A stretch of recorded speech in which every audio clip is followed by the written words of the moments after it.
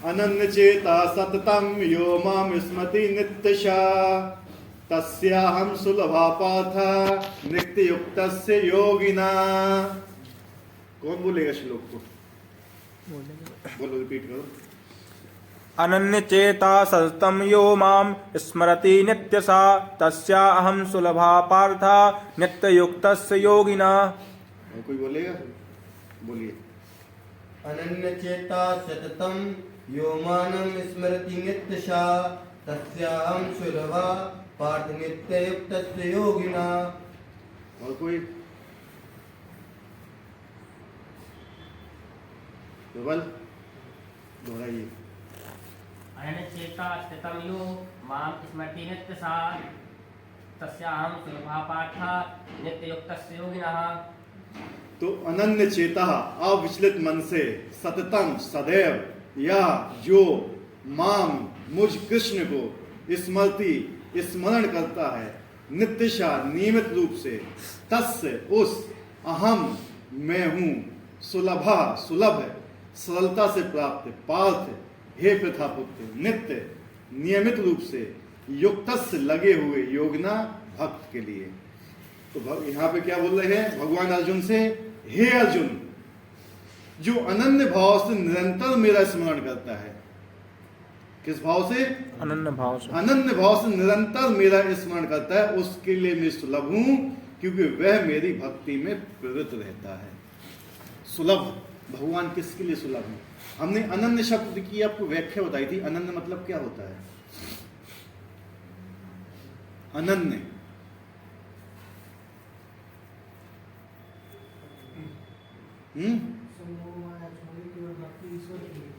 है? अनन्य शब्द का अर्थ पूछ रहा हूं मैं केवल। अनन्य मतलब प्रभु एक ही में रहे, मतलब किसी और ना अन्य, ना अन्य, अनन्य। ठीक है? तो अनन्य मतलब भगवान को छोड़कर, कृष्ण को छोड़कर किसी और की भक्ति नहीं। जो क्या बता रहे हैं? हे अर्जुन, जो अनन्य भाव से निरंतर मेरा स्मरण करता है, निरंतर, उसके लिए मैं सुलभ हूं, क्योंकि वह मेरी भक्ति में प्रवृत्त रहता है। अनन्य भाव से होना चाहिए स्मरण। भगवान का स्मरण किस भाव से हो रहा है? अनन्य भाव से। तो अनन्य भाव से भगवान का निरंतर स्मरण कौन कर सकता है? निरंतर कोई स्मरण कर सकता है भगवान का?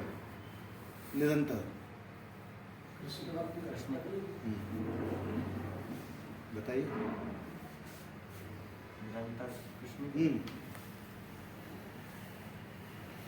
किसका निरंतर स्मरण होता है? कृष्ण का होता है, माया का होता है? माया का होता है? ये बहुत मेन श्लोक है, पता है, पूरी भगवत गीता का बहुत इंपॉर्टेंट श्लोक है। इस श्लोक में उन निष्काम कर्मों द्वारा प्राप्तव्य अंतिम गंतव्य का वर्णन है जो भक्ति योग के द्वारा भगवान की सेवा करते हैं। पिछले श्लोक में 4 प्रकार के भक्तों का वर्णन हुआ था: आर्त, जिज्ञासु, अर्थार्थी तथा ज्ञानी। मुक्ति की विभिन्न विधियों का भी वर्णन हुआ था: कर्म योग, ज्ञान योग तथा हठ योग।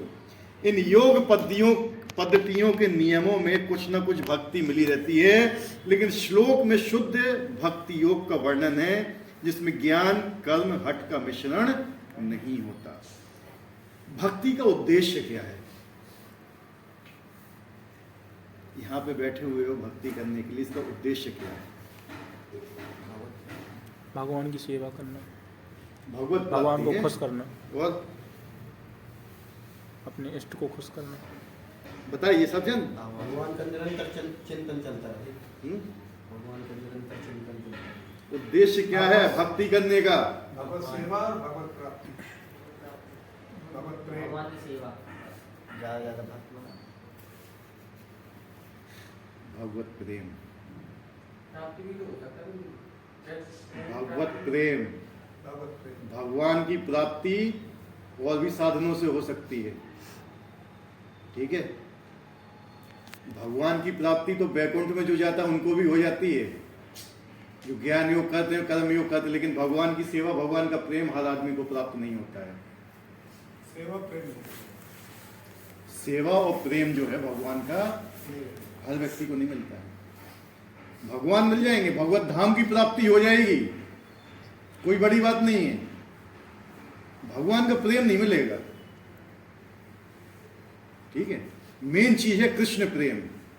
जो हमारे जीवन का लक्ष्य है वो है कृष्ण प्रेम, ठीक है। तो यहां पे जो हम उपस्थित हुए हैं ना, उसका उद्देश्य क्या है?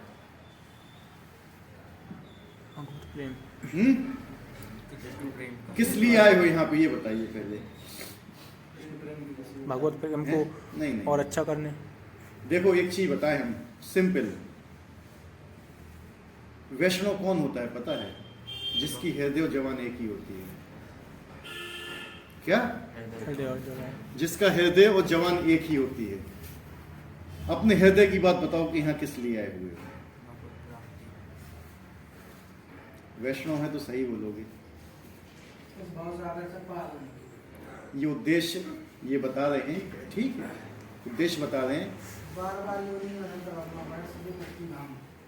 तो यही भगवान बता रहे हैं ना। और बताइए, बिल्कुल सही बताया उसने। उसके हृदय में और जवान में कपटता नहीं है, ठीक है। तो वही बोलते हैं कि जो हृदय में हो वही जवान पे आना चाहिए। अगर वो जवान पे नहीं आ रहा है तो फिर भगवत गीता कभी समझ में नहीं आएगी, भगवत प्रेम कभी प्राप्त नहीं होगा। वैष्णव का मतलब होता है सरल व्यक्ति। जो जितना सरल होता है उतना बड़ा वैष्णव होता है। तो किस लिए आए हुए हो? भगवान हैं? भगवान विषय में जानना। भगवान विषय में जानना, जानना। लीला जानना। हाँ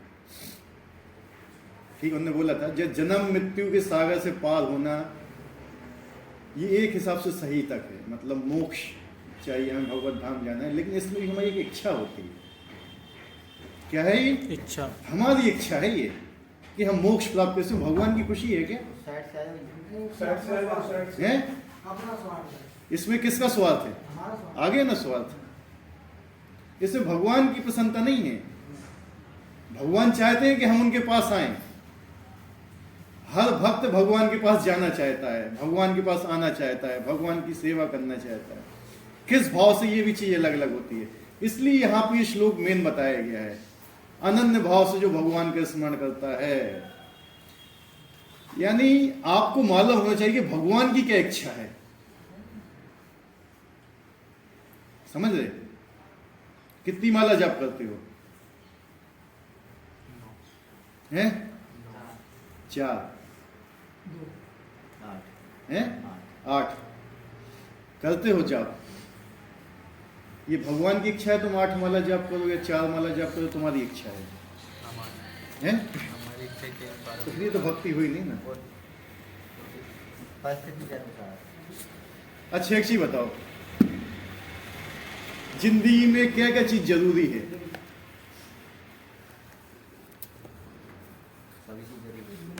हैं? सब चीज जरूरी है ना। खाना खाना जरूरी है, हाँ या नहीं? है जरूरी, उसके बिना नहीं रह सकते हो। सोना जरूरी है, रह सकते हो उसके बिना? है? स्नान करना भी जरूरी है, पढ़ना भी जरूरी है, नौकरी करना भी जरूरी है, घर का पालन करना भी जरूरी है, मल त्याग करना भी जरूरी है, मूत्र त्याग करना भी जरूरी है। उसके बिना भी नहीं रह सकते हो आप। लेकिन लक्ष्य है क्या ये सब हमारे? खाना खाना हमारा लक्ष्य है, सोना हमारा लक्ष्य है, नौकरी हमारा लक्ष्य है, घर का पालन करना हमारा लक्ष्य। तो लक्ष्य क्या है फिर? वो जरूरी क्या है? क्या चीज जरूरी है, क्या चीज लक्ष्य है, बताइए हमें। भगवान तक पहुंचना जरूरी है। जरूरी अपने स्वास्थ्य से संबंधित। जरूरी को हमने अपने जीवन का लक्ष्य बना लिया है। समझ रहे हो बात मेरी? जो वास्तविक जीवन का लक्ष्य नहीं है उसको हम लक्ष्य बना के बैठे हुए हैं। समझ रहे बात को? जो चीज जरूरी है लेकिन लक्ष्य नहीं है, लक्ष्य केवल एक ही है, भगवान की प्रसन्नता। क्या है? भगवान की प्रसन्नता हमारे जीवन का लक्ष्य है। रसगुल्ला किस लिए खाया जाता है? स्वाद के लिए। पेट अपने आप भर जाता है, पेट भरने की जरूरत नहीं पड़ती है। समझे हो बात मेरी? क्या समझे? क्या समझ में आया?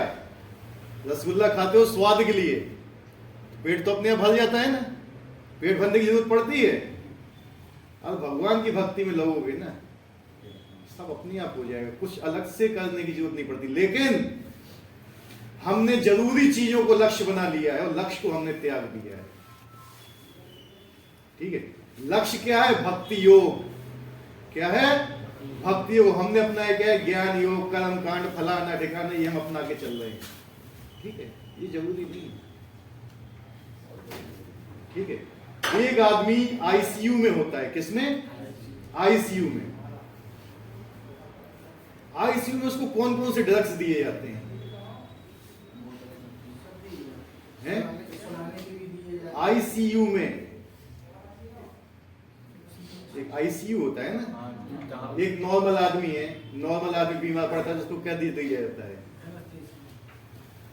नॉर्मल आदमी बीमार पड़ेगा तो क्या दिया जाता है उसको? ये सब दिया जाता है। लेकिन जब वही व्यक्ति और सीरियस होता है तो अस्पताल में एडमिट, और सीरियस होता है तो कहीं और, तो जब सबसे ज्यादा सीरियस होते नहीं, मरने वाला ही होता है, जिसके पास कोई और दवाई काम नहीं करती है, उसको आईसीयू में ले जाया जाता है। कहां पर? ठीक है, उससे भी ज्यादा आईसीसी होता है, इंटीग्रेटेड क्रिटिकल केयर यूनिट। ठीक है, उसमें उसको स्टेरॉइड्स दिए जाते हैं। क्या दिए जाते हैं? स्टेरॉइड्स, बचाने के लिए, उसकी रक्षा के लिए। जो कलयुग है ना, ये भी आईसीसीयू के समान है। ना तो इसमें ज्ञान योग काम करेगा, ना तुम्हारा कर्म योग काम करेगा, ना हठ योग काम करेगा, कुछ भी काम नहीं करेगा। इसमें केवल एक ही चीज काम करेगा जो चैतन्य महाप्रभु स्टेरॉइड दे के गए। क्या है वो स्टेरॉइड? हरे कृष्ण महामंत्र। हरे कृष्ण महामंत्र। वही काम करेगा, इसके अलावा कोई काम नहीं करेगा। तो इसमें हम क्या अपनाते हैं? फलाना ठिकाना, हम ये शठ चंडी करेंगे, चंडी करेंगे, फलाना करेंगे, ठिकाना, कुछ भी काम नहीं आने वाला, कुछ भी काम नहीं आएगा। केवल हरे कृष्ण महामंत्र, तो भगवान के नाम के अलावा कुछ भी काम नहीं आएगा। ठीक है, तो अनन्य भाव से हमें ये सब चीजें करना है। ठीक है, कुछ समझ में आया कि नहीं आया? अनन्य, ना अन्य, किसी दूसरे का नहीं, केवल एक व्यक्ति का। अन्य मतलब क्या होता है? हाँ, और ना अन्य, जो बहुत ज्यादा ना हो। तुम बहुत ज्यादा ना हो तो मतलब एक हुआ ना, हुआ एक के नहीं हुआ? किसी ने हमें उत्तर दिया था कि माया से बचने के लिए। किसने उत्तर दिया था? माया मोह से बचने के लिए। ठीक है, एक हम आपको कथा सुनाते हैं छोटी सी। दो गधे थे। क्या थे? गधे जानते हो? गधा किस लिए फेमस होता है? बोझ ढोने के लिए। उसका स्वामी कौन होता है? स्वामी जो चलाता है धोबी। हाँ, धोबी। धोबी का कुत्ता ना घर का ना घाट, कैसे धोबी का गधा भी होता है। ठीक है, धोबी के दो गधे थे और खूब उससे मेहनत करवाता था वो। ठीक है, बहुत सुबह से लेकर शाम तक मेहनत कराता था। इतनी मेहनत कराता था कि उसके मुंह से फेन निकलने लगता था। तो एक गधा था, उसकी एक दिन बत्ती जल गई। बत्ती जल गई मतलब क्या होता है? उसका जरा ज्ञान उसके दिमाग में आ गया, ज्ञानी हो गया वो गधा। उसने कहा यार मैं थोड़ी सी घास की इतना मेहनत करता हूँ तो मुझे आसानी से मिल जाएगी। वो रात को भाग गया। क्या? भाग गया। वो आराम से, फ्री की घास और फ्री का पानी, अब कौन सी परेशानी। समझ रहे ना? फ्री का घास मिला उसको, फ्री की पानी, और 4-5 साल तक अच्छा मोटा तगड़ा हो गया। अब जब वो समझ गया कि यार इतना सब कुछ है, मैं तो आराम से रह रहा हूँ, लेकिन मेरा दोस्त था यार एक, जो अभी तक धोबी के पास है, मुझे उसके पास जाके उसकी खबर लेनी चाहिए। दोस्त होता है ना, उसके ऊपर एक करुणा आ गई, दया का भाव आ गया। वो गया तो देखा कि 48 डिग्री की गर्मी में और बेचारा बोझा उठाए हुए ढो रहा है। ये पास उसके पहुंचा, भैया पहचाना मुझे, मैं कौन हूँ? कह रहा हाँ भैया तुम वही गधे हो। क्या तुम यहाँ पे क्यों अभी तक लगे हुए हो? चलो मेरे साथ, मैं तुम्हें खूब घास दूंगा, खूब पानी मिलेगा पीने को, तुम्हारी जिंदगी परेशानी खत्म हो जाएगी। कहते नहीं मुझे नहीं जाना। मालिक क्या? के पास। मुझे नहीं जाना, मैं मालिक के पास ही रहूँगा। मैंने कहा क्यों? तो बहुत बड़ा सीक्रेट है ये। क्या? बहुत बड़ा सीक्रेट है कि मैं तुम्हारे साथ नहीं जाऊँगा। कहा मुझे भी बताओ सीक्रेट क्या है? कह रहा कान करो। कह रहा एक दिन क्या हुआ, मालिक की बच्ची खाना बना रही थी तो उसने नमक ज़्यादा डाल दिया और रोटी भी अच्छी तरह नहीं सेक रही, तो बहुत गुस्सा हो गया। कौन बहुत गुस्सा हो गया? मालिक। उसने अपनी बच्ची को लाके मेरे सामने खड़ा किया, कहता आइंदा से ऐसी गलती हुई तो इस गधे से तुम्हारी शादी कर दूंगी। समझ रहे? गधा कह रहा मैं उसी गलती का इंतजार कर रहा हूँ, कब ये गलती करे, कब मेरी इससे शादी हो जाए और मैं इसका दामाद बन जाऊँ, फिर मैं ठाट से रहूँगा। समझ रहे हो बात? क्या समझ में आया बताइए मुझे? वो गधे हम सब हैं, झूठी प्रलोभन में फंसे हैं। झूठी प्रलोभन में माया के हम फंसे हुए हैं। तो जिसकी बत्ती जल गई उसने उसको थाम लिया। समझ रहे है बात सही कि नहीं है? क्या धोबी कभी उससे गधे से शादी करेगा अपनी बच्ची की? नहीं। ऐसी माया हमें भी प्रलोभन में फंसाती है और हम उसी का हमेशा चिंतन करते हैं भगवान को छोड़कर। आप भगवान का निरंतर चिंतन नहीं कर सकते हो। हमारी इतनी, हम एक साधक की स्थिति पे हैं। बहुत लोग कहते नहीं हम तो मन मन में जाप करते हैं। मन मन में जाप करना हमारी स्थिति नहीं है, वो सिद्ध लोगों की स्थिति होती है जो अपने ही मन में जाप करते रहते हैं। मतलब वो जाप नहीं भी करेंगे तो भी उनका चलता रहता है अंदर। वो हम जाप करना भी चाहेंगे ना, हम माला जाप करेंगे तो भी माया का चिंतन होगा। ठीक है, माया का चिंतन होगा, मन भागेगा हमारा। लेकिन वो लोग अगर माया में भी काम करेंगे तो भी उनको भगवान का चिंतन करेंगे वो। तो भगवान कहते ऐसे लोगों के लिए मैं सुलभ हूं। समझे? हम ये सोचते हैं 2-4 माला घुमा लेंगे तो अच्छा हो जाएगा, हमें भगवान की प्राप्ति हुई। इतना साधारण नहीं है, क्योंकि अब माला जाप करते हुए भी माया का ही चिंतन करते हो। नहीं करते? कोई ऐसा है जिसका मन पूरा लगता है भगवान? बताइए माला जाप के समय में। क्यों? क्योंकि अभी आपका मन भगवान में नहीं लगा हुआ है। जिस दिन भगवान में मन लग जाएगा ना, उस दिन भगवान का ही चिंतन हुआ। मन में बसी है माया और नाम ले रहे हो भगवान का, तो चिंतन हो रहा है माया का। पैसा, नौकरी, फलाना ठिकाना, बीवी बच्चे, घर गृहस्थी, ठीक है जरूरी है, लक्ष्य नहीं है। लक्ष्य और जरूरी में क्या अंतर है? हमने सारी चीजें बता दी। तुम्हारे जीवन में क्या चीज जरूरी है, क्या चीज लक्ष्य है। और हमने लक्ष्य को छोड़ के जरूरी चीजों को अपना लक्ष्य बना लिया है। ये है माया। ये माया फंसा रही है हमें। समझे ये बात को कि नहीं? हाँ या नहीं? रिस्पॉन्स नहीं आ रहा है, हैं? तो निरंतर चिंतन कैसे होता है भगवान का? इसके लिए आचार्यों ने हमें नियम दिए हुए हैं। क्या नियम दिए हैं? नियम दिए हुए हैं। अगर हम उस पे ही चलेंगे ना तो धीरे धीरे धीरे धीरे हम साधक से सिद्ध में पहुंचेंगे। लेकिन हम 16 माला भी नहीं करना चाहते हैं, नहीं कर पा रहे हैं। ठीक है, नियम बनाओ, 1 माला 2 माला 3 माला, धीरे धीरे बढ़ाइए उसको। तो यहां क्या बताए? कर्मयोग, ज्ञान योग, हठ योग। हम इन चीजों में फंसे हुए हैं, लेकिन हमने भक्ति योग को क्या किया है? छोड़ दिया है। मतलब हम करना ही नहीं चाहते, जो सबसे इजी है। इन योग पद्धतियों के नियमों में कुछ ना कुछ भक्ति मिली रहती है, लेकिन इस श्लोक में शुद्ध भक्ति योग का वर्णन, इसमें ज्ञान कर्म हठ का मिश्रण नहीं है। मतलब शुद्ध भक्ति, ना तो उसमें ज्ञान का मिश्रण हो, ना कर्म का मिश्रण हो, ना हठ का। शुद्ध भक्ति होना चाहिए। ठीक है, जैसा कि अनन्य चेता शब्द से सूचित होता है कि भक्ति योग में भक्त कृष्ण अतिरिक्त और कोई इच्छा नहीं करता। प्रभु जी, कर्म से क्या आशय है? कर्म से क्या आशय है? कर्म क्या है? बहुत लोग अपने कर्म को भगवान की सेवा में लगाते हैं, कर्म योग कहलाता है। तो भक्ति में क्या होता है ना, कुछ कर्म वो अपने लिए भी करना चाहते हैं, कुछ तो भगवान को 100% समर्पित नहीं करते हैं, कुछ करते हैं। ठीक है, वो भी सही है, ऐसा ही कहते कि वो गलत है, लेकिन शुद्ध भक्ति होना चाहिए। इसका श्लोक मुझे याद नहीं आ रहा है, अच्छा श्लोक है, अन्य अभिलाषिता शून्यम, ज्ञान कर्मता ज्ञान कर्म, अन्य अभिलाषा शून्य होना चाहिए। मतलब भगवान की प्रसन्नता के अलावा हमारी कोई इच्छा ही नहीं होना चाहिए। अनुकूल कृष्ण शीलन। हाँ,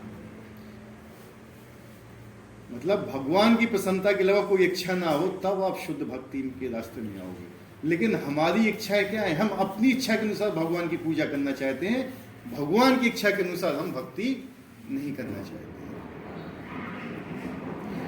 शुद्ध भक्त ना तो स्वर्ग लोक जाना चाहता है, ना ब्रह्म ज्योति से तादात्म्य, ना मोक्ष या भव बंधन से ही मुक्ति चाहता है। क्या क्या बोला गया है, एक एक करके बोलिए। ना तो वो स्वर्ग जाए, शुद्ध भक्त का बताया गया, ना तो वो स्वर्ग लोक जाना चाहता है, ना ब्रह्म ज्योति में जाना चाहता है, ना मोक्ष की इच्छा करता है? और ना भव बंधन से मुक्ति चाहता है। हम यहां से भक्त यहां से भी भागना नहीं चाहता है। भक्त कहता है कि यार भगवान की इच्छा है तो मेरा बारंबार यहीं पे जन्म हो, मैं उनकी ही सेवा में लगा रहूंगा। भगवान की इच्छा है तो मेरी कोई इच्छा नहीं है। मेरी इच्छा ना तो स्वर्ग जाने की है, न मेरी इच्छा ब्रह्म ज्योति में जाके लीन होने की है, न मेरी इच्छा मोक्ष प्राप्ति यानी भगवत धाम जाने की है। कष्टों से मुक्ति के लिए लोग भगवान के धाम जाना चाहते हैं, उसमें उनकी एक इच्छा, एक स्वार्थ छुपा रहता है कि मैं यहाँ के कष्टों से बचना चाहता हूं। समझ रहे ना, इसमें क्या है? हम अपने कष्टों से बचना चाहते, उसमें भी हमारा स्वार्थ है। हम स्वर्ग लोग जाना चाहते हैं भोगने के लिए, उसमें भी हमारा स्वार्थ है। हम ब्रह्म ज्योति में जाना चाहते हैं, वहां पे भगवान की सेवा नहीं है, हम भगवान की सेवा से बचना चाहते हैं, वो भी हमारा स्वार्थ है। हम यहाँ के भव बंधन से बचना चाहते हैं क्योंकि यहाँ पे कष्ट है। अभी क्या आया था 5 दिन पहले? Happy new year. क्या था? सब लोग कहाँ के हो? भारत के हैं? भारत के सब लोग कहाँ के रहने वाले हो? भारत के हैं? भारतीय महुआ के। होगा महुआ कहाँ का वे है? महुआ कहाँ पे है? उत्तर प्रदेश में, उत्तर प्रदेश कहाँ है? इंडिया में, इंडिया कहाँ पे है? इंडिया हैं? विश्व में एशिया में, हैं? एशिया कहाँ पे है? विश्व में हैं? विश्व। पृथ्वी पर। पृथ्वी कहाँ पर है? ब्रह्मांड में। और सारे ब्रह्मांड कहाँ हैं? भौतिक जगत में। और भौतिक जगत को क्या बोला गया है? दुखालयम, अशाश्वत। दुखालयम दुख का आलय है, दुख का संसार है। उसमें हम मना रहे हैप्पी न्यू ईयर। दुखों के सागर में तुम हैप्पी खोज रहे हो। हैं? खुशी पता क्या है? और किसी व्यक्ति को रोज सुबह सुबह 10 डंडे पड़ते हो, कितने? वो एक दिन उसको 5 पड़ेंगे बस, तो खुशी है। खुश रहेगा कि आज मैं खुश हूं। क्यों? 5 पढ़े हैं मुझे, 10 नहीं पढ़े हैं। ये खुशी है यहाँ की। राइट या रॉन्ग? राइट। सबको डंडे पड़ रहे हैं, किसी को एक दिन कम पड़ गए डंडे ना तो उस दिन खुश हो गया, आज मैं बच गया यार। ठीक है, ये असलियत है यहाँ की। उसमें हम मनाते हैं क्या? Happy new year. इस बार रिकॉर्ड तोड़ा दारू पीने का लोगों ने। ठीक है, ठीक है, ये लक्ष्य है इनका। ये क्या है? लक्ष्य है कि आज हमने ड्रिंकिंग करने का रिकॉर्ड तोड़ा है।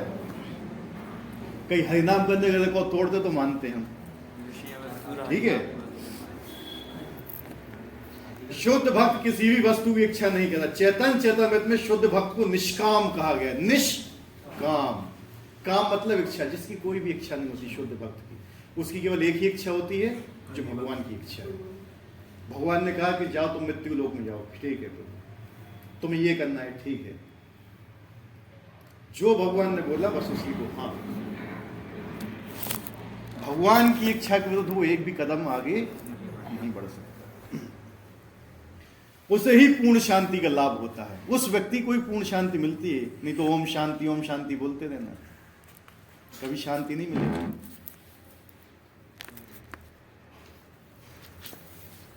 उन्हें नहीं जो स्वार्थ में लगे रहते हैं।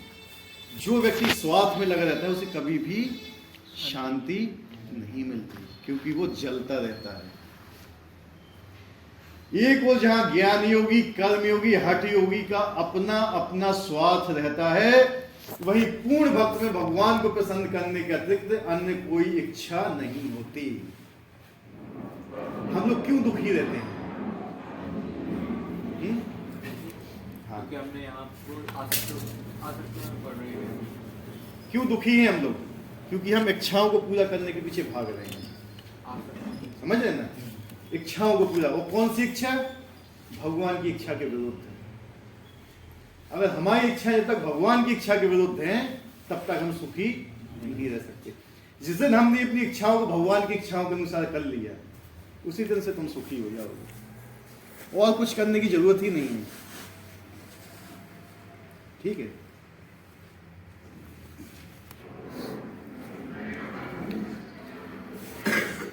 एक कथा आती है जो अनन्य चिंतन के लिए। एक भगवान का अनन्य भक्त था। वो दीर्घ शंका के समय भगवान जी के राम नाम का जाप कर रहा था। किसका? राम नाम का जाप कर रहा था। तो हनुमान जी निकले वहां से। कौन निकले? इन्होंने कहा देखो कितनी इस समय मतलब नाम जप कर रहा है, इतना गलत काम कर रहा है, नाम जप कर रहा है। तो हनुमान जी ने एक लात मारी उसके पीठ में, कस के लात मारी। चले गए हनुमान जी। भगवान राम की शरण पहुंचे तो भगवान राम ऊपर खड़े थे, देखा ये पीछे है ना कुछ लाल लाल हो गया। तो भगवान ये क्या हो गया? तुम्ही ने तो लात मारी है मुझे। भगवान ने बोला क्या? तुम्ही ने लात मारी है। भगवान मैं कैसे लात मार सकता हूँ आपको? कहते एक भक्त मेरा चिंतन कर रहा था, तुमने उसको लात मार, क्या वो तुम्हारी लात सह सकता था? रावण को तुमने पूछा मारा तो क्या वो तुम्हारी लात सह सकता था? तुमने उसको लात मारी। यानी मुझे खुद जाना पड़ा उसकी पीठ पे सवाल होने के लिए, तब मैंने वो लात सही। इसका मतलब ये नहीं है तुम लोग वहां पे जाके चिंतन करो। उसकी स्थिति थी कि वो हमेशा भगवान के चिंतन करता रहता था। यानी जब वहां पे भी बैठा था तो भी वो चिंतन करता था। समझे बात को मेरी? ऐसा नहीं कि हम भैया वो कर रहा था तो हम भी वही करेंगे, बाहर को घूमते रहो, ऐसा नहीं है। हमेशा और हमेशा चिंतन करोगे, हमेशा भगवान का नाम लोगे तो जिंदगी में कभी अहित नहीं हो सकता है। तो कहते भैया शनि की दशा है हमारे ऊपर, 1000 शनि आ जाए एक साइड और भगवान का एक नाम रहे बस, 1000 शनि परास्त होके चले जाएंगे। ठीक है? भगवान के एक नाम में इतनी शक्ति है कि 1000 शनि भी परास्त होके चले जाएंगे। लेकिन भगवान के नाम में भगवान के बराबर शक्तियां हैं। कलयुग में चैतन्य महाप्रभु में जैसे बताया हो कि भगवान बोले कि मैंने अपने नाम में मेरी समस्त शक्तियां डाल दी हैं। भगवान कृष्ण में अपने नाम में सारी शक्तियों को डाल दिया। जो भगवान कृष्ण की शक्ति है वही कृष्ण के नाम में वही शक्ति है, कोई भी अंतर नहीं है। लेकिन फिर भी हम भगवान का नाम नहीं लेते हैं, फिर भी नाम नहीं लेते हैं। तो नाम रूप में अवतार है। नाम क्यों नहीं लेते हैं? कभी सोचा है क्यों नहीं लेना चाहते हैं? तो गुरु लोग ने भी बोला है कि माला जप करो, फिर भी नहीं करते हैं, क्योंकि हम भगवान से द्वेष करते हैं। क्या करते हैं? द्वेष, ईर्ष्या। मैं क्यों उनका नाम लूं? समझे ना? मैं क्यों भगवान का नाम लूं? अगर आप भगवान का नाम नहीं ले रहे तो मतलब क्या है? ईर्ष्या है, क्योंकि वो आपके स्वामी, आप उनके नाम नहीं लेते, उनके अनुसार नहीं चलना चाह रहे हो, तो मतलब क्या हुआ इसका? उनसे ईर्ष्या करते, उनकी बात नहीं मानना चाहते हो। ठीक है? गुरु लोगों ने भी हमसे बोला है कि भगवान का नाम लो, फिर भी हम नहीं लेते हैं। ठीक है? तो भगवान ने बहुत शक्तियां भरी हैं अपने नाम में। तो अगर आप नाम की शरण लेते हो ना, तो कोई सा भी ऐसी चीज नहीं होगी जो आप प्राप्त नहीं कर सकते। हर चीज प्राप्त कर लोगे आप, और कोई इच्छा भी ना होगी तो भी प्राप्त कर लोगे आप। भगवान ही देते हैं आपको। क्या? भगवान ही देते हैं। आप ये मत सोचिए कि आपने ये काम किया, आपने प्राप्त कर लिया। भैया मैंने एग्जाम दिया, मुझे नौकरी मिल गई, और बस लड्डू बांट रही हो कि मैंने जीत लिया, मैंने जीत लिया। ये तुम्हारा अहंकार है। क्या है? अहंकार। वो मिला है आपको भगवान की कृपा से। जो आप नाम भी जाप करते हो ना, ये भी भगवान की ही कृपा है। आप यहाँ पे बैठे हुए हो, ये भी उन्हीं की ही कृपा है। आप जो सांस ले रहे हो, ये भी उन्हीं की ही कृपा है। लेकिन हम क्या सोचते हैं? मैं कर रहा हूं। क्या कर रहा हूं? मैं कर रहा हूं। यही सबसे बड़ा अहंकार है। ठीक है, यहां पे नहीं फंसना है हमें। ये सबसे सूक्ष्म चीज होती है जब आदमी फंसता है। यहाँ पे हर चीज से आदमी बच जाएगा, लेकिन यहाँ पे जो ईगो आ जाता है ना उसके अंदर, उससे नहीं बच पाता कि मैं कर रहा हूं, मैं ये कर रहा हूं, मैं जो मैं बोल रहा हूं मैं भी नहीं बोल रहा हूं, मुझसे बुलवाया जा रहा है। आप लोग यहाँ पे आए हो ना, आपको यहाँ बुलाया गया है। किसी कर्म के कारण आप जो इतनी बड़ी सुकृति हुई है किसी जन्म में, उसके कारण आप यहाँ पे उपस्थित हो आज। ठीक है, अन्यथा हर व्यक्ति यहाँ नहीं आ सकता है।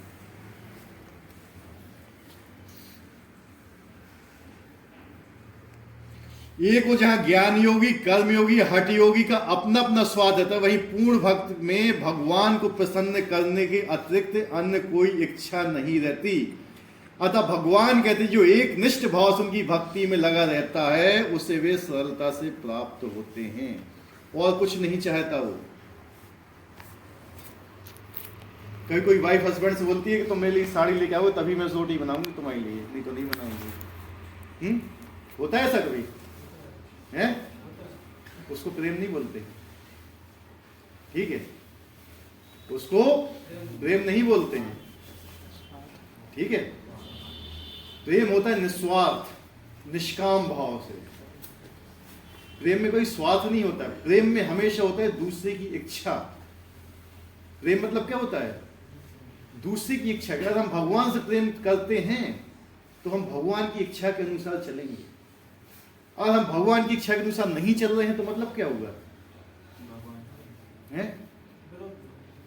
भगवान से प्रेम नहीं करते हैं, उनसे ईर्ष्या करते हैं। सीधी बात है, या तो प्रेम होगा या फिर क्या होगा? द्वेष होगा। दो ही चीज होंगी कि नहीं होंगी?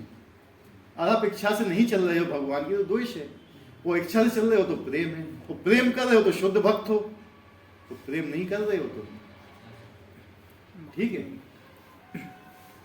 शुद्ध भक्त सदैव कृष्ण के विभिन्न रूपों में से किसी एक की भक्ति में लगा रहता है। कृष्ण के अनेक स्वांश तथा अवतार हैं, यथा राम नरसिंह, जिनमें से भक्त किसी एक रूप को चुनकर उनकी प्रेम भक्ति में मन को स्थिर कर सकता है।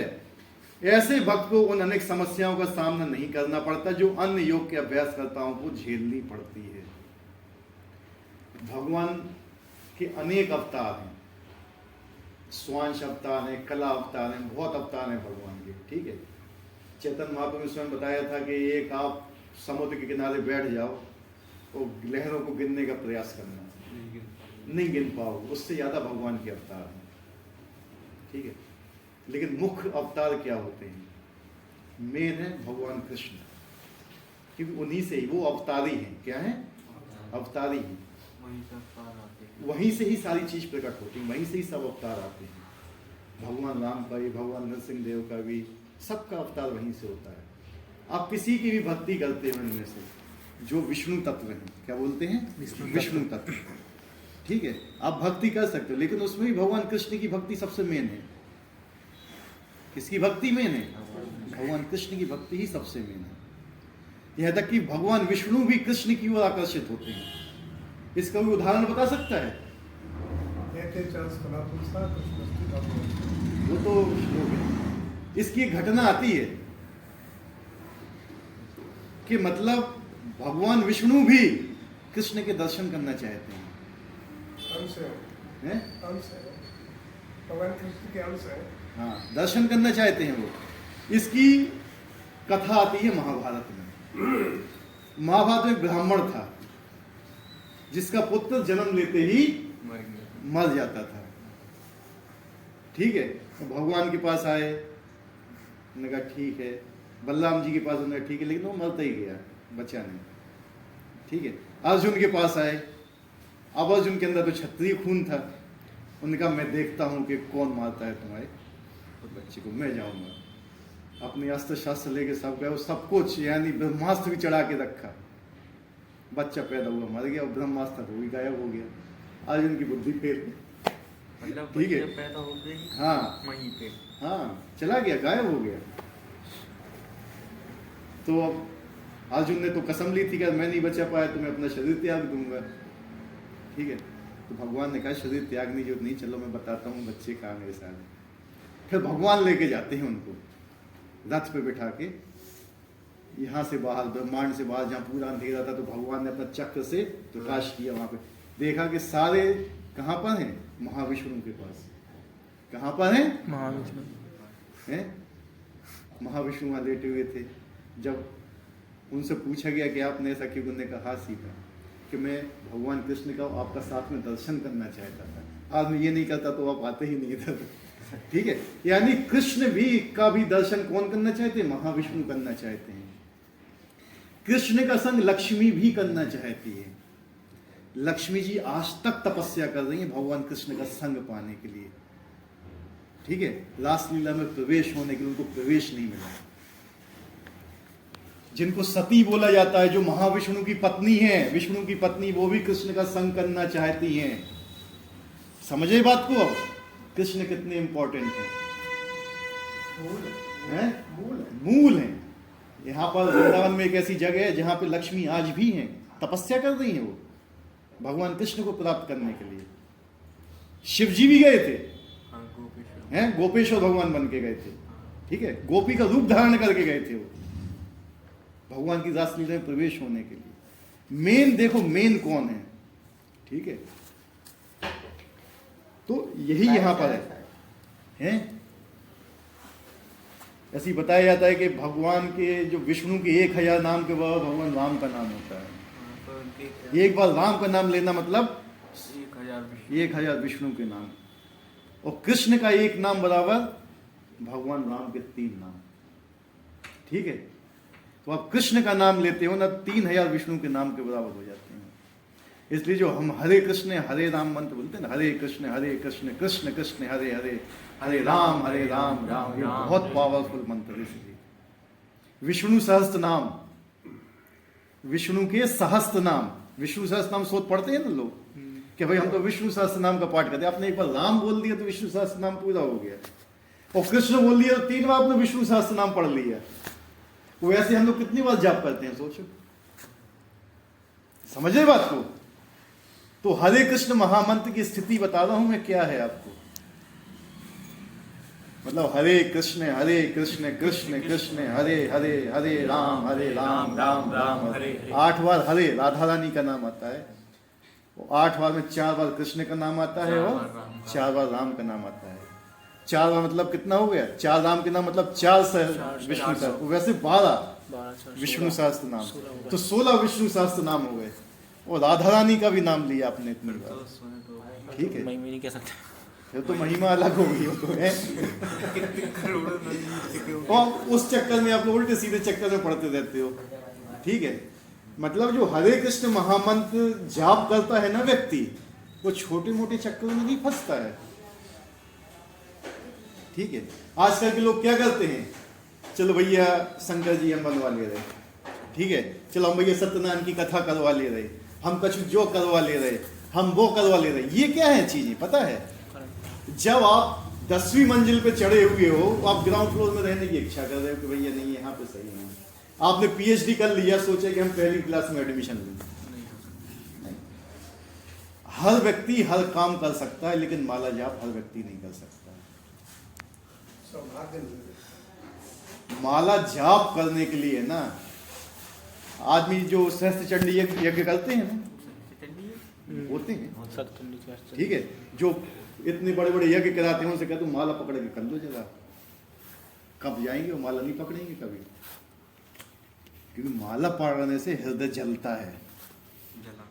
ठीक है, माया से बिल्कुल साक्षात आमने सामने का युद्ध है माला पकड़ के। आपके हाथ में माला जब तक है, वो ऐसे भक्तों का संग है, माया पास नहीं आ सकती है आपके। ठीक है, तो किसकी भक्ति करना है? कृष्ण की भक्ति करना है। भक्ति योग अत्यंत सरल, शुद्ध एवं तथा सुगम है। इसका शुभारंभ हरे कृष्ण जब से किया जा सकता है। भगवान सबों पर कृपालु हैं, किंतु जैसा कि पहले कहा जा चुका है कि जो अनन्य भाव से उनकी सेवा करते हैं, वे उनके ऊपर विशेष कृपालु रहते हैं। भगवान सबके ऊपर कृपा करते हैं। यानी जो गौ मांस भी खाता है, उनको भी वायु मिलती है, उनको भी वर्षा मिलती है, उनको भी सूरज की रोशनी मिलती है, लेकिन ज्यादा कृपालु नहीं होते उनके ऊपर। लेकिन जो भगवान का विशेष भजन करते हैं भगवान की इच्छा के अनुसार, ठीक है। उनके ऊपर भगवान विशेष, और भगवान की विशेष इच्छा क्या है? कि मेरी सेवा। मेन क्या है भगवान की इच्छा?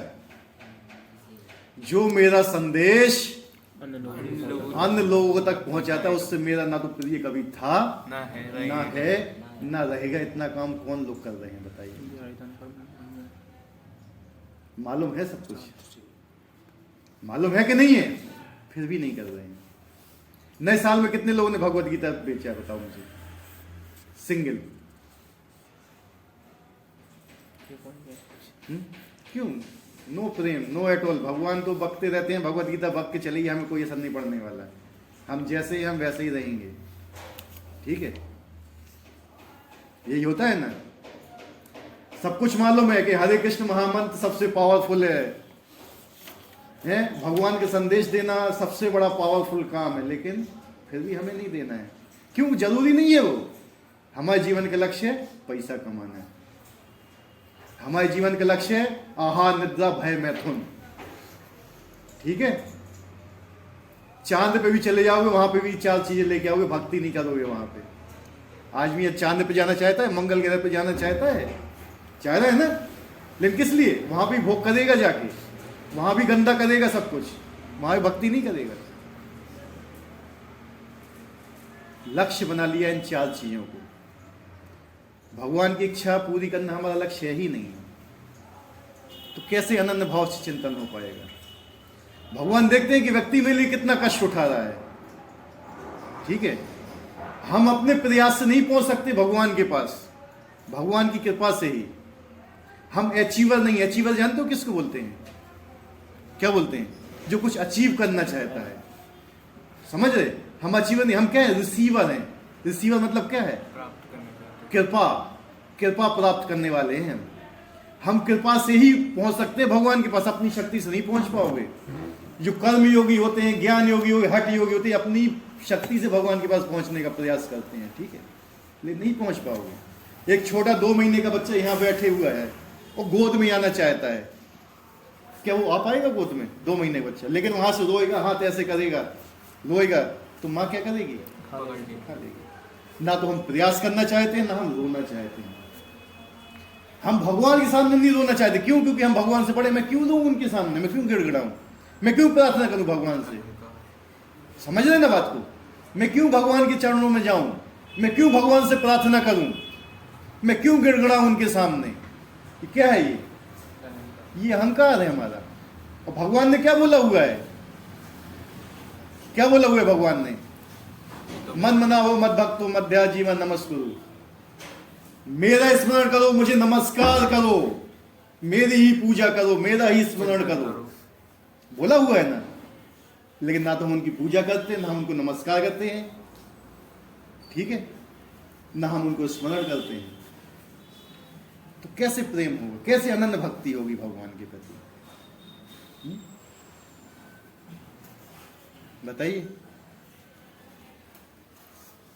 आजकल लोगों का चित्त जहां लगा हुआ है, वो देखिए हमारा चित्त कहां लगा है। चित्त जानते हो क्या होते हैं? चेतना हमारी कहां पर है? हमारी चेतना भगवान में नहीं है, 1% भी नहीं है, 1% भी नहीं है।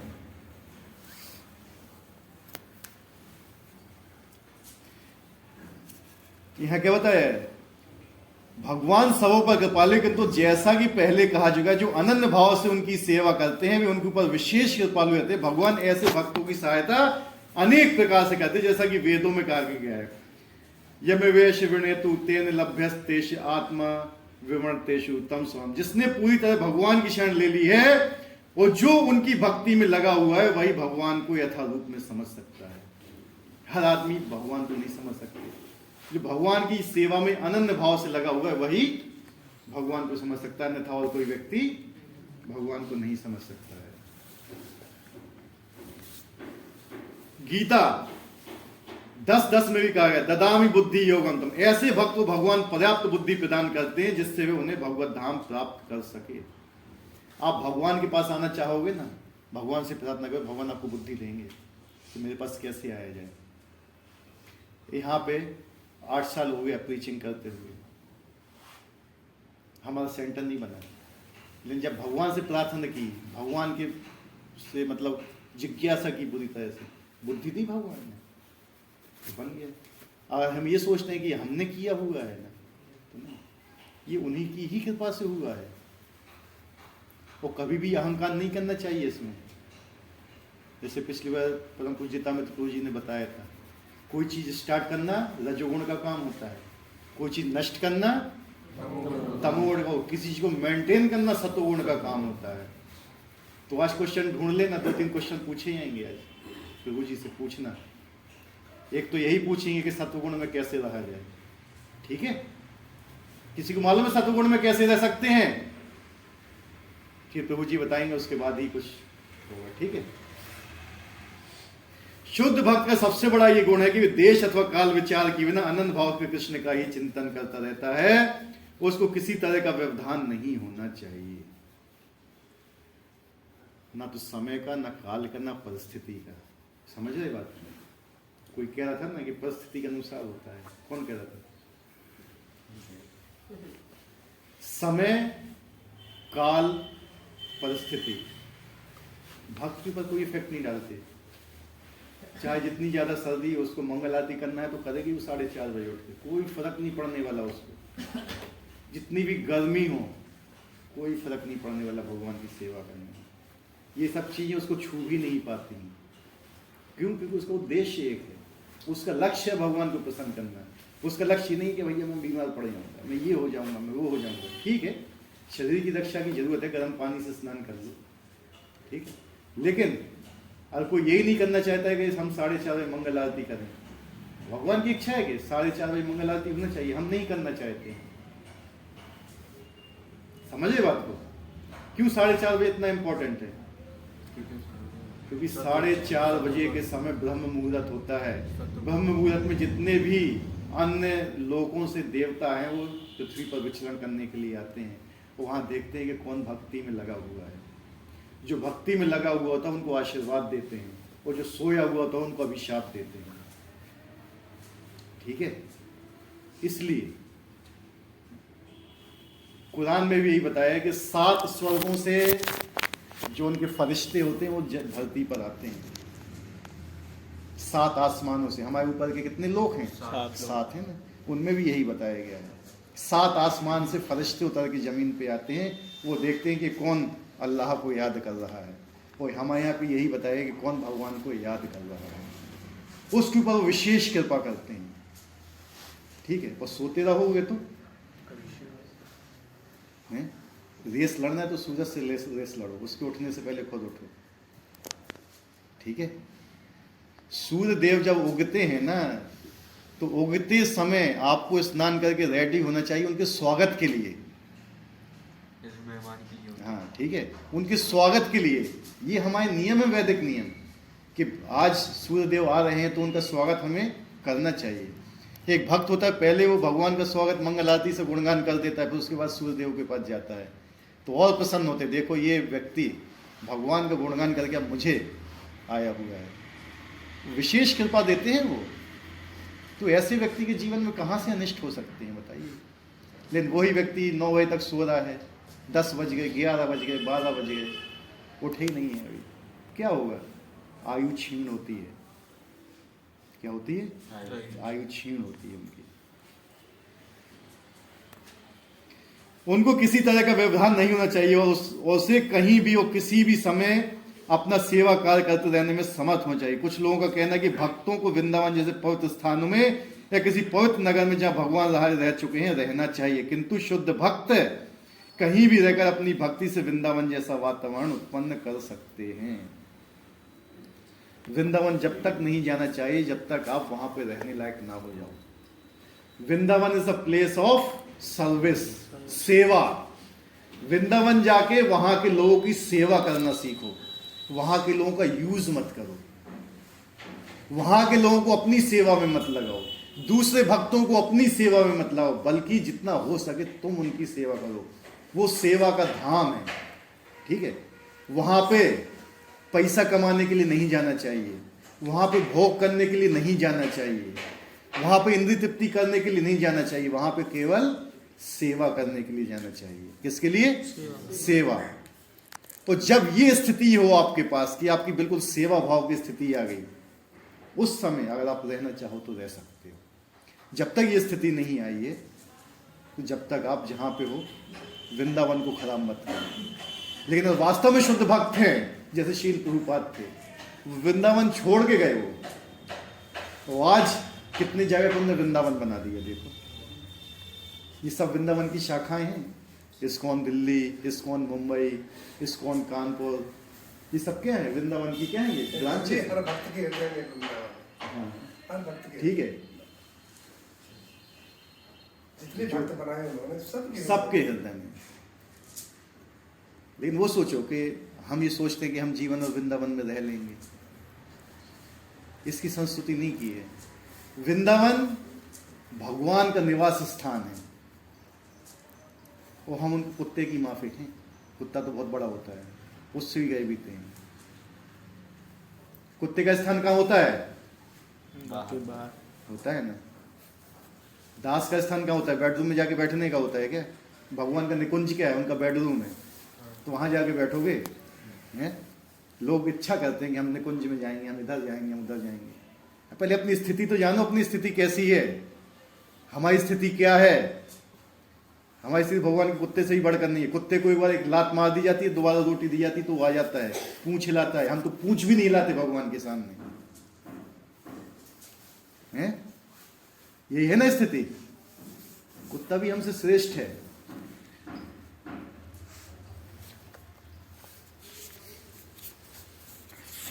श्री चैतन्य महाप्रभु ने कहा है, आप जहां भी हैं हे प्रभु वहीं वृंदावन है। अद्वैत आचार्य प्रभु ने चैतन्य महाप्रभु से कहा था। ये स्थिति कब आई थी? चैतन्य चैतन्य में ये घटना आती है जब भगवान चैतन्य महाप्रभु वृंदावन जाने का प्रयास कर रहे थे। तो वो तो इतने वो रहते थे, लिप्त भगवान के नाम में डूबे रहते थे, उनको संसारी चीज़ें कोई मतलब ही नहीं होता था। तो सबको समझा दिया था नित्यानंद प्रभु ने कि मतलब ये वृंदावन जाएंगे लेकिन उल्टी दिशा में चले, मतलब बोल देना, ठीक है। तो उनको उल्टी दिशा में चला दिया और कहाँ पहुँचे वो? शांतिपुर, जहाँ अद्वैताचार्य थे।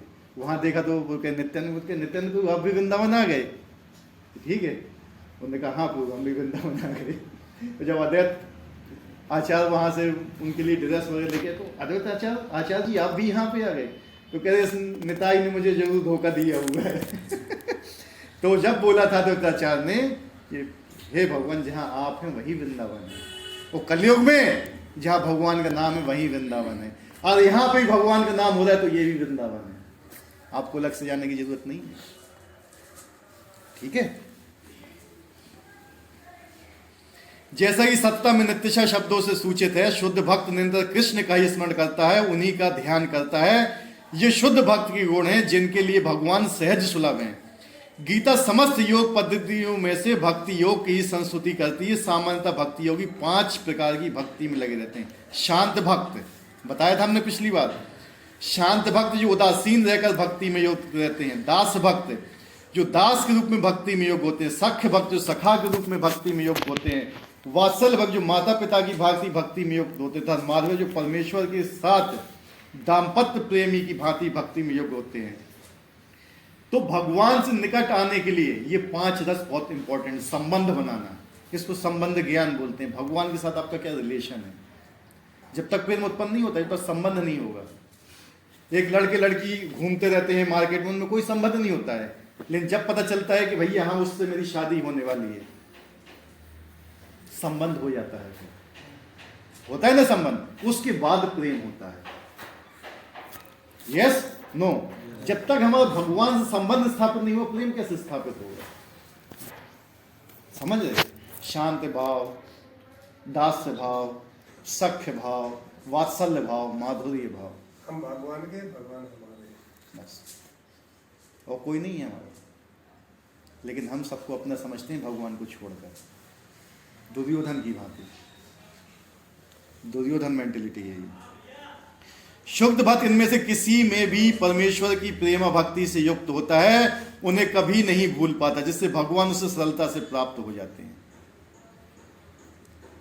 भगवान कहते हैं तुम भी मुझे नहीं भूलोगे तो मैं भी तुम्हें नहीं भूलूंगा, और तुम मुझे भूलोगे तो मैं भी तुम्हें भूल जाऊंगा। ये सत्य सिंपल बात है, बिल्कुल सत्य बात। ठीक है। अगर आप भगवान को प्राप्त करना चाहते हो तो भगवान आसानी से तुम्हारे पास आ जाएंगे, और तुम माया को प्राप्त करना चाहेंगे तो भगवान आएंगे नहीं तुम्हारे पास। ठीक है, ये माला जब कर रहा है, चिंतन कर रहा है कि मैं कैसे कमाऊं, मैं पैसा कहाँ से आएगा, वो पैसा कहाँ से आएगा, ये वो, ठीक है, लगे रहने दो। जब तक ये मुझे याद नहीं करेगा नहीं हो पाएगा। जिस प्रकार शुद्ध भक्त क्षण भर के लिए भगवान को नहीं भूलता, उसी भगवान भी अपने शुद्ध भक्त को क्षण भर के लिए उधर से आ जाओ। नहीं भूलते। अगर आप भी क्षण भर के लिए भगवान को नहीं भूलोगे तो भगवान भी आपको नहीं भूलेंगे। हरे कृष्ण कृष्ण कृष्ण हरे हरे, हरे राम राम राम हरे। इस महामंत्र के कृष्ण भानु का यही सबसे बड़ा आशीर्वाद है। अगर आप हरे कृष्ण महामंत्र का ही जाप करोगे ना तो ये स्थिति अपने आप आपको प्राप्त हो जाएगी।